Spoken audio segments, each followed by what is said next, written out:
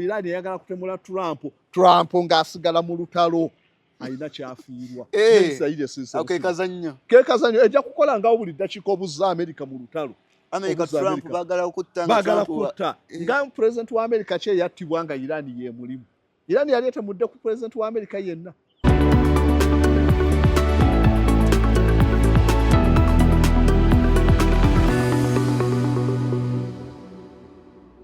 Kasozi Samuel philosopher mbamanyi nti oyo mu Iran ndabito otandisa olunaku lwa leero enteesa yaliwo mu makati ga Iran ne America twali tumanyi nti olutalo lugenze era luwedde lukomye ate otuddamu tuwulira nti America strikinze Iran era abantu bangi abafudde abakoseddwa kitulazaawo beera kitutwalawo. Olutalo luno olwo lwali luzibu lwaki nti ebyatandisa olutalo si bye bintu ebyangu by'okusolovinga ate disadvantage nejja era abantu abasinga bagenda bagamba oyo omusajja awagira Iran awagira nedda America ekeera enkya ekozesa atomic bomb nabo bannaaba nkyabyogera bino kwejja kubeera ukonkuludinze olutalo America bwe yali ekuba Gaddafi ozandwa kubeerawo n'alibadde nga njogera nti Gaddafi bakola byanja waliwo ennyonyi ya America gye baakuba yonna n'alivuddeyo kinendaga nti ate Libya bakola bulungi mu lutalo amaanyi gaali geekubiridde kati essaawa eno lwe lutalo luli modern lwe tulabyeko nga Iran ekyekinga America so kaakati disadvantage gye twafuna abasinga abataagala kwogera ku bino kale katugambe abawagira ennyo America nti America yagenda n'erumba omuntu nga naye awera kye bataasuubira abasinga singa olutalo luno lwalinga wolawe balumba Saddam kumpi mu wiiki ng'emu baali bamuwangudde nze navuddeyo negamba okumanya Saddam alwana n'omuzimu gujja kulwana baali bamukubye edda ettale naye Iran yabafuukira ekizinabo kye bataasuubira nti egugubye kaakati America baali bamanyi Iran tujja gikuba mu nnaku ntono emale ewanike tukyuse obukulembeze olutalo luggwe tuddeyo Uranium yenna tumufune gavumenti edda tugiforcinge mu munoonyeyo mu mutuwe tumubbe si kumubba baali bajja kukuba gavumenti eriko abakulembeze badduke nga olaba Afghanistan Timola Muhammad yadduka Bin Laden yaddukidde Pakistan n'abalala bonna neeno we baali basuubira Ayatollah olunaamutta ojja kulaba Buggeri member wa parliament addu afunya sayira mu muggwanga eri ekindi gundi agi tumanyi tulete omukulembeze olumuteekayo tutandike Kaji Island y'amafuta America ensombe gatuwe tusasule sente ze twatadde mu lutalo obukulembeze mutabani wa Shah eyaliko ali mu America bamuleete ng'omukulembeze ajja atuukirize buli bye baagala bamale bagambe uranium nantazi gye twakuba kaakati twagala muddemu mukyerule bulungi twagala uranium omukulembeze aliko kyekyo taata tubawe uranium kuba waabwe yes America tubawangudde kaakati ebyo byonna bye baasuubira si we birabise ota olukyuse kaakati ekitegeeza nti ebigendo ebyabatwala okubyakiivinga kijja kuba kizibu lwaki Iran efuuse y'amaanyi teri nga bali be mwakubanga kaakati ki ekirina okukolebwa America erulwanyeko neraba nti nolufuuse ekizibu tukubye Iran ennaku eziwera egaanyi tumaze tugaanye kaakati ceasefire nga bannaffe betulwana nabo kiri bubi Kuwait tebamanyira bakuba kata tebeerangako mu lutalo Bahrain temanyi lutalo Kuwait yekka ye yalwanako gwe baakubako ku mulembe gwa Saddam 1990 UAE temanyi lutalo bali awo nkugambye ebibuga byabwe bitinta kitalo butalo Saudi Arabia tafunangako disruption mu mafuta baatandika projects ezitagambika ziyimiridde olw'amafuta America akasoni kamusukkako twasuubira ebisajja tujja kwanguwa bikuba biganye ate bannaffe batuli bubi economy zifa America ne bagamba kale katukole memorandum bagikoze lwaki lwa realities ku ddwaniro so si lwa satisfaction nti nno nebye twagendera tubituuseeko memorandum ne bagenda beeyama ebintu nga balinga omukazi eyeeyama ebintu ekiro enkeera omusajja ne yeekyusa omusajja yalagamba nja kukuba empeta nja kukola ntya bugenda obudde okuyanga nga ng'ono mukubirawo nga yeekyusizza dda baasuubiza Iran ebintu bingi tugenda kugiwa billion 3 compensation batuuka mu America bababuuza mugenda zijjawa nti Trump n'agamba America essente ezo tezigenda kuva mu ggwanga lya America wabula bannaggaga abanayagala okuinvestinga mu Iran. Iran yeebagambye nti ebaagala be bagenda otuwa ssente ezo bagiforcinga naye takkiriza kuba temumuwangudde. tegeeza nti muno olutalo Iran bagyongedde amaanyi. Anti bagyongedde amaanyi erwanyeeko nammwe ate ebigendera byammwe biganye. So kaakati America ekyo ne kibeera nga mu memorandum of understanding baakikanyako giwa biliyoni 3. Abamerika tusobola bamatiza kuwa Iran ssente ezo. Ekitegeeza mmwe abeeyama mwakola nsobi. Then ne bagezaako amawanga g'Abawalabu muna ssente ezo bo ne bagamba ffe tetwabimanyaako n'ebyessente ye ani agenda ozisonda. Trump n'amanya ekyessente kiga kyokka mu ekiri mu memorandum. Awo kiki olina okola olina kwekyusa obiveemu.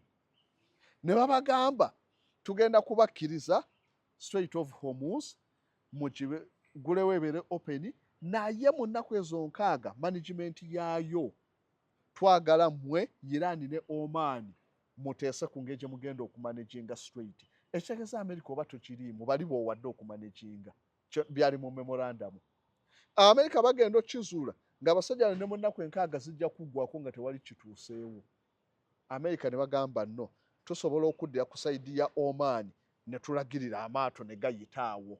Naye mu ndagaano mwagamba Iran ne Oman kati America muyite wano. Iran ne bagamba bannange nze gwe mwagamba okulagirira amaato kati ate mmwe mukikola. Iran neekuba amaato boogera birala bakola birala. Lwaki? Nti baabyeyama olwokuba baali ku kisenge baagala basooke olutalo luggwe.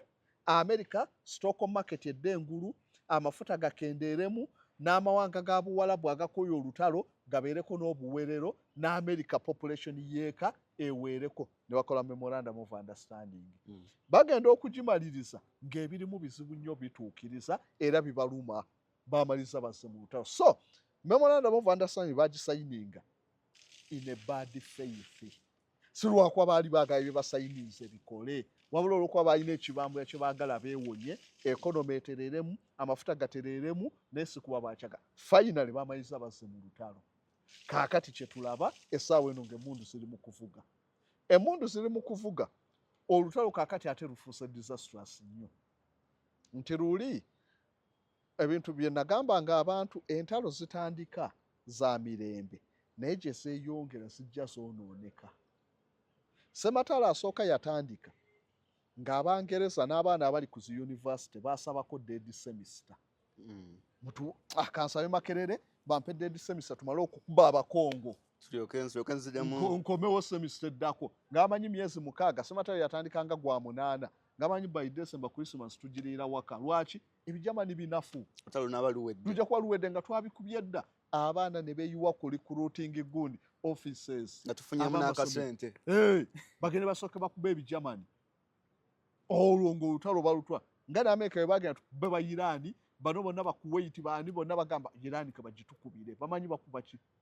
So bagenda okutuuka by November winter atandika nga omuntu ayimirira mu trench olutalo lwabijja oyimirira mu trench n'omalamu olunaku n'enkera amazzi gayita wansi omulambo gwagudde wali okuwunya oli mu trench wogirayo omutwe bakuba ng'omwana waakwata ekigere bw'ati ayuzaako eddiba ne liyulika amazzi g'osiibamu engato yonna ejjudde amazzi naye oli ku trench wogirayo omutwe sniper wa Germany akukuba naye ali mu distance ya half a kilometer olutalo ne lubijja ne batandika owandiika amabaluwa nga bagaweereza bakabaga embeera gye tulimu mbi gundi gwe twagenda naye oyo yafa luli.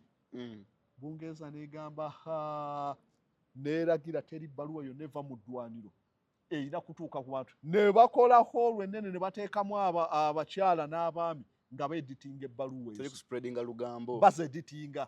Ebbaluwa embi eyo mugisse wali ennungirungimu ebyo mubigyemu muddemu mugiwandiike tugiweereze ewaka nga baggyemu ebikyamu. Lwaki?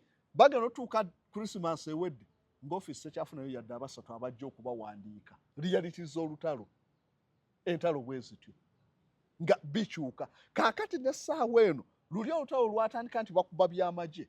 Kaakati America ekuba civilian infrastructures bridges nga 5 nkube mu Iran bubi nnyo bazikubira bakuba bridge ne bagikuba n'ekutuka ne kolomu ezigiwaniridde ne bazikuba kifiiriza kubanga bakimanyi luli nabagamba nti blockade tesobola kusucceeding nga Iran ekyayina amakubo agasobola okugenda mu Turkmenistan ne gatuuka e China, agasobola okugenda Caspian Sea ne bafuna ebintu okuva mawanga agadde Turkey. Kati America yazze ng'ekigenda kyakuba bridge. Ekyekisobola olutalo luba lulinnye feeza endala etekyalimu ate kusaasira. Kaakati Iran nayo kye yakoze ezze ku infrastructure eziringa ezo naye ezikuba. Munsi zino ezirinaanyeewo Kuwait eza America. desalination plant ze balina kuba amawanga gali Arabian Peninsula terimu nnyo migga giri awo. So kaakati balirayinga kukuddira mazzi aga ocean tugaggyemu omunnyo tugafuula amaluli tugapurifying. Desalination plant ebeera nnene bagiteekamu ssente okusengejja amazzi agamala abantu abo bonna ba Saudi Arabia bani bakkata bali ku mazzi It's a big project. project ebeera nnene nnyo nga wolaba ebbibiro lya masannyalaze n'eri bwebeera kumpi. Kaakati Iran naye gamba mukubye ebyange nange nkuba ebyammwe. Kuwait bagikubye kaakati. Bagikubye. Bridges bazikuba. Ekitegeeza kaakati luze mu phase ey'okwonoona of which lwali badde lwangu nnyo singa America ebadde yonoona ebya Iran nga Iran teyonoona byabalala. Naye kaakati Iran yasukkawo ku level ku mawanga America gebadde lwana nago. America yakubanga ba Iraq ng'esinziira ku mawanga galinaanyeewo. Iraq tebalina busobozi. Ekuba Afghanistan esinziira mawanga galinaanyeewo. Mu Arab Spring nga twala okulembeze b'enjawulo mu basinziira ku ocean wala tewali kye bakola kubo. Eno Iran ekulaga nti ekuba ebyammwe n'ebyo. So olutalo ne lubeera nga luli mu phase ey'obulabe ennyo. Kati tujja kuvaawo ogenda okulaba nga mukuba bridges ng'ate mulina okwongerako ebyokulwanyisa ebirala ebisobola okuleetera Iran okukkiriza. Of which we mubyongerako we mukuba nti ndo katugeze mukubye essomero Iran naye ejja kuli olutalo luba lugenze mu phase endala nnyo. So olutalo luno we lutuuse lutandise okwewaggula okuva mu mikono emituufu.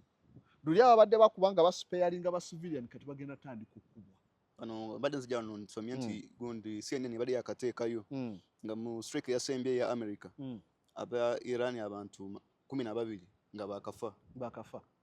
Ngambo 14. So kaakati awo luba lutandise okwonooneka. Olunaafaawo ogenda kulaba nga ne Iran naye ekyesasuza kuba eyina obusobozi. So ekyenjawulo ekibadde mu lutalo luno nti okuba omuntu akuddiza si ntala America zebadde lwana ng'ekuba abatagiddiza. Okuviira ddala ku gaafuwo okugoba Saddam Hussein e Kuwait baakuba Saddam nga talina impact yonna gy'asobodde kukolako. Missile ze yalina Biden Scud missile nga ziri unguided. Gobera wano n'osimbula gye kinaagwa gye kigwa. Kaakati kirina nti wano we wano nti we twagala Iran ebiyina byonna kaakati ziri guided. Oyo aba wa bulabe.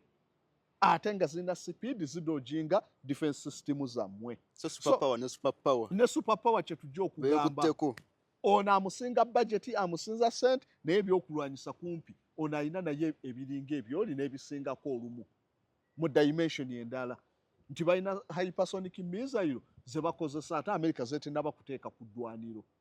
Ekyo kyakulwanyisa ky'amaanyi. Ekitegeeza ku luno okubya omuntu akuddiza kye bataali ku Saddam Hussein kye bataali nga bakuba Bosnia ku mulembe gwa Bill Clinton. We baali bakuba Yugoslavia nga America yokka yakuba. Ennyonyi yegenda n'ekuba nedda mirembe. Abasirikale kaakati tekikyasoboka. Byebimu bye baakuba Afghanistan nga ye erina kukozesa olutalo lwa kitujjumu tukube tubazinduukirize. America yali erwanagana n'abatalina kye basobola gikola. Kaakati Iran erina kyesobola. Tesobola kugamba nti ekuba territory mu America naye ekuba buli era nalabye nga ku list bataddeko Iran. Trump alina gundi ezo investments mu mawanga ageziwerera ddala eza Trump ye nga president. Kati Iran getagetinga bazitadde ku list nti bano bonna tuzimanyi.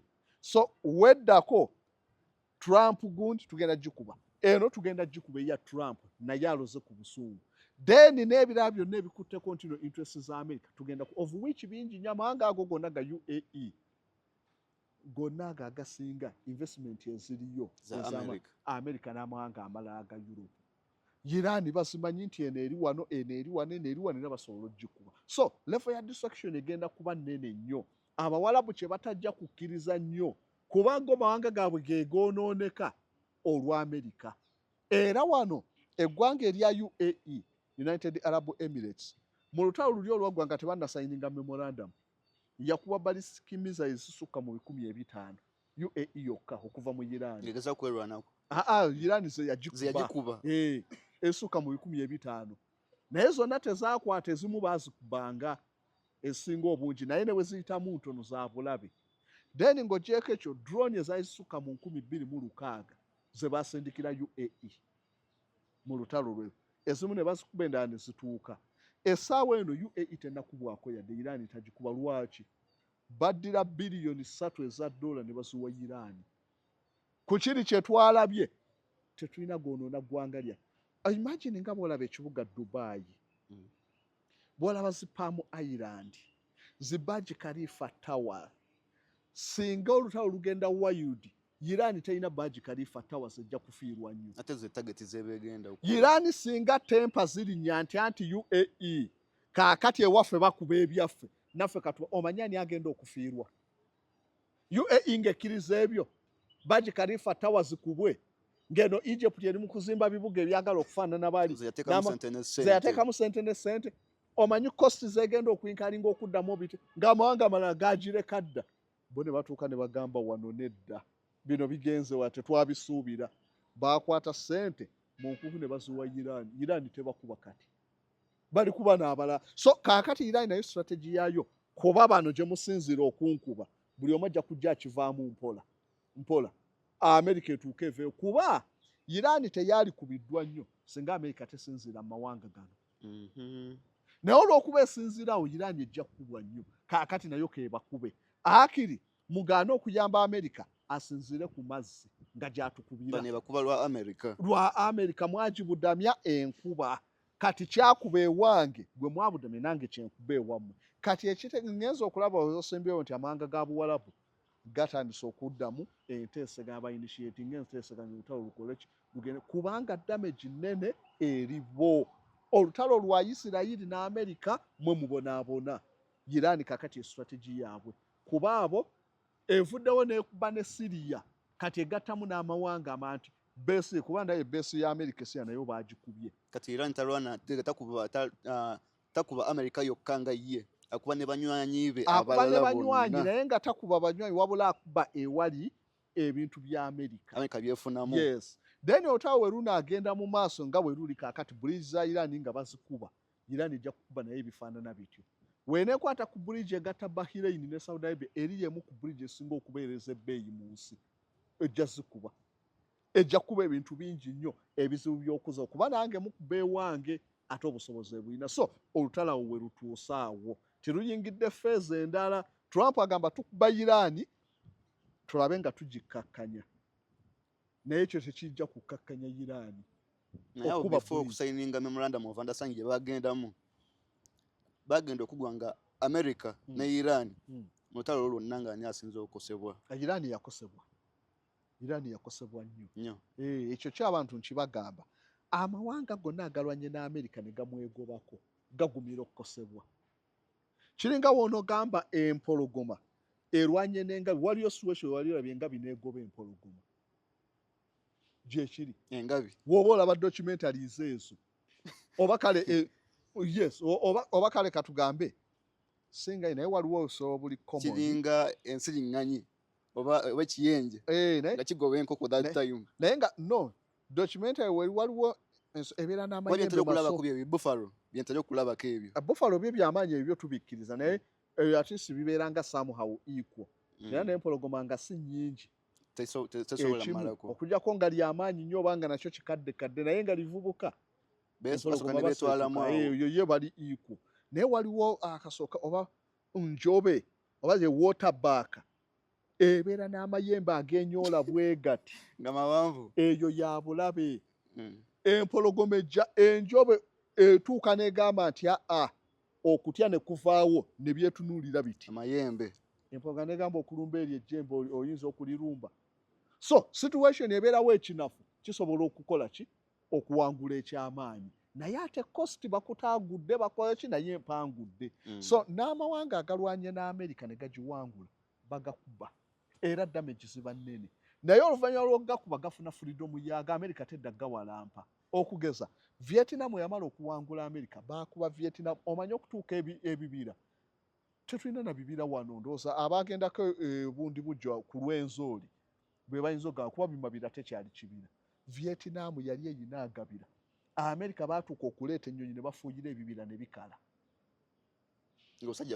obusajja bukaaye obugenda mu bibira omwo tebuwangulikika ne kituuka ne babifuuyira era ne kitabataasa ne badda ne ku bya Laos eggwanga ne Cambodia nabyo ne babifuuyira ne bakuba bomu kye bayita carpet bombing nga bajja ne bakuba wano wonna Bukoto wonna ennyonyi nga 8 wonna ne basigala ku ttaka Vietnam yagaana okuwanika olutalo ne lutwala okuva America we yatandika kuva kugwa Kennedy we yatwalirayo ba advisor mpaka 75 America neewanika Vietnam yawangula America naye ate cost ng'efiiriddwa bingi okuva olwo America teddanga Vietnam era kakati banywanyi nnyo naye America yalekayo ne ba prisoners of war ne badduka buddusi ne balekayo abakomando baabwe omu Vietnam ataamye baagikuba bubi nnyo naye yamala neewangula America nefuna freedom America teddangayo paka kati eggwanga eddala lyerya North Korea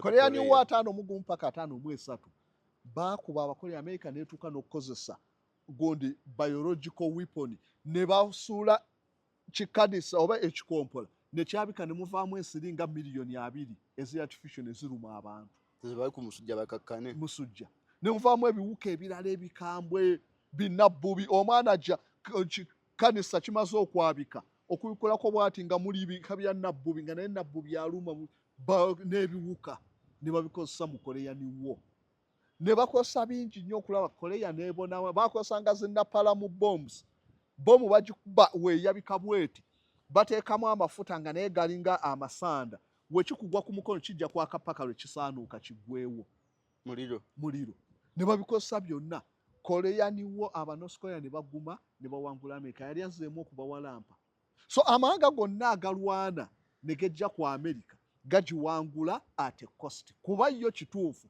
amaanyi galina n'ebyokwanyisa ebiina naye mulwane mu mukozesa strategy yonna mu muwangule America tadda kubanganga bonna ba China America emirundi 2 ng'eyagala okukuba atomic bomb ku China ne gaa temujja kutujooga muti mu 63 ne bakola atomic bomb lwajoogo lya America so kaakati buli be bajooga ne balwana nayo ne bagiwangula bafuna freedom kati Iran ke bagikubye bakubye ebizimbe bakubye buli kimu Iran ebigumidde ejjoogo lirina okuggwawo naye ebyo byonna babikola nga UN eriwa UN tekyalina maanyi UN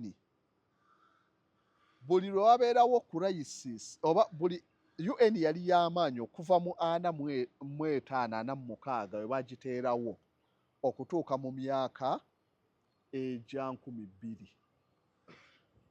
lwaki ti UN awo yali ekyasobola okugamba ku mawanga ne gakkiriza olw'okuba ekigendero ekyagiteesaawo buli omu yali akiraba Sematalo owookubiri amawanga tewaliwo kitongole kiri abaavu amawanga nga buli ggwanga likolanga buli omu akolanga bw'ayagadde ne bagamba tutekewo UN ng'esobola okugamba ng'amawanga ffenna twakuŋŋaanira muli ne tugamba ku mawanga ago gakalintalo nga bonna bakyajjukira memories eziri fresh nga Hitler alumba amawanga ga Europe nga Mussolini alumba amawanga ga Africa Ethiopia alumba Albania nga Japan erumba China erumba Korea nga kwebyo ebyaliwo UN katugikkirize naye oluvannyuma lw'ebyo UN ekyagireetera okwabika kwe kuvaayo kwa Russia Putin ng'amaze okukwata obukulembeze Russia n'etandika challenginga America okuvaayo kwa China economy n'etandika bulungi n'ebyokwenzisa nayo ng'echallenginga China mu situation eyo nga superpower aliko abamu challenginga tosuubira UN nti esobola okukola omulimu gwayo olwaki superpower aba alwana okulaba nti bano abanchallenginga mbazza wansi mu period eyo entalo ziba nnyingi ate baba tebagambwako essaawa eno UN tesobola gamba ku America ku Iran kubanga America ekigendera kyayo kukakkanya Iran ate male erabe nga China talinnya kutuuka ku superpower kugichallenginga America ejja kukola buli byeyagala ne China olw'okulwanyisa ali tejja kugambibwako UN Russia ng'ekigendera kyayo tetujja kujoogebwa America n'Amerika etya emergency ya Russia UN tesobola kwogera. International Court of Justice ezimu ku armu za UN yalagira Russia nga yakalumba 2022 tobalagidde muve mu Ukraine. Russia yavaayo paka kati kubanga amanyira ye munene. So UN abanene bana ababiri bagireetera obutafunctioninga oba abasatu buli omu akola kyayagadde nga tagambiddwako. So nga luli America nga ye super power nga America yitira mu UN nakkakkanya buli ayogera. Gwe gundi w'oyogera tujja kukuba, gwe gundi w'oyogera ne bakkakkana, naye kaakati bakimanyi nti no Russia wali wama. UN America bw'eyogera esooka negamba Russia agamba ki? UN tesobola kubeera na kyekola olw'okuba waliwo emergency y'aba super power abawera bo tokyayinza gambako. kati tuna ba super power tekyali America yokanga yo. Tekyali America yokka. America ayogera eggwanga ne ligaana okuwulira. Trump yagamba bwenkwata obukulembeza America ye super power. Asinga we bakimanyi tegambikako. Trump yagamba bwenkwata obukulembeze mu ssaawa 24 olutalo lwa Ukraine. Lwakoma ndumaliza lwakoma mu maaso. Oyo obeera super power ng'olemeddwa okusolovinga kiri ekizibu. Ekitegeeza n'oli awera. By'olina ebyokulwanyisa abirina. W'omugambirako tolina kyojja mukola. So nga luli America nga tukyali ku unipolar nga America yekka ye super power. Yalinga asobola okugamba ku mawanga agamu ne gawuliriza. Kati ne Iran wuuyo takyawulira America ng'omugamba. Ogambe UN nti yeneemuwuliza. So UN yasigalawo kulaba bulabi munne agasajja g'amaanyi. Sirina kyaggakolera. Mubaleke be bamanyiza ate mbakolera ki. Kati UN bagambeko ki. Ejegambe ku Iran nti no nuclear mutuwe UN oyina busobozi. Nga America amulina. Nga America amulina ne Iran yawaganyala. Agambe ku America nti tolumba oli. Oyinza ogamba ku America. Nga ISIS we yagamba ku America. Fatou Bensouda baamugamba ogeza okudda okulinnya mu America. Bawateekako sanction. America olugigamba kwe bati sanction. Kakati tusubire nti China ye yanakkiriza UN emugambeko nga tesobola kugamba ku America. Buli omu. UN tekyali. Naye Israel ono saawa zino aliwa kuba olutalo luzzeemu naye siri muwulira. Isirayiri akimanyi nti Iran tayinza kumusobolayo obwomu. Era kyova olaba akola ebisoboka byonna okulaba nti America esigala mu lutalo luno ye muwangulire Iran. Kyekyokka. Kuba Israel ye nannyini lutalo. Nti America yaluyingiramu kaakati America alina okulwana oyo Isirayiri yali wali atunula. Kiringa woonoddira ne bakkuba. Nodduka ng'okaaba noddira baabawo n'omusindikayo. Gwe nodali notera bamusabula gw'osire basabula baabawo mu lutalo. Kati Isirayiri yaddira America n'emuteeka mu lutalo. America kati naye alina byafiirwa bitya. Beesi ze bazikubye. Kati olutalo naye atandise owuninga nga America. Ekirala mu nswazizza America bulijjo gye nkuba mpangula. Nyinza nti okuva e Iran nga siwanguddwa. Kati America naye amaliza owuniza olutalo ng'olulwe olwali olwa Isirayiri. Kati saa ino terukyali lwa Isirayiri. Lwa America kutaasa kifaananyi kyayo. America entalo zembadde nwana mpangula. Iran empangula etya ye Isirayiri ali wali ateredde kyekyo. Talina buzibu. Talina buzibu. Kalulwane. Buli America lweberegira bweti nga Isirayiri eddamu ng'ewagwa bagenda kutemula Trump. Twalese information entuufu Iran eyagala kutemula Trump. Trump ng'asigala mu lutalo. Alina kyafiirwa. Kekazannyo. Kekazannyo ejja kukola ngawo buli ddakiika obuzza America mu lutalo.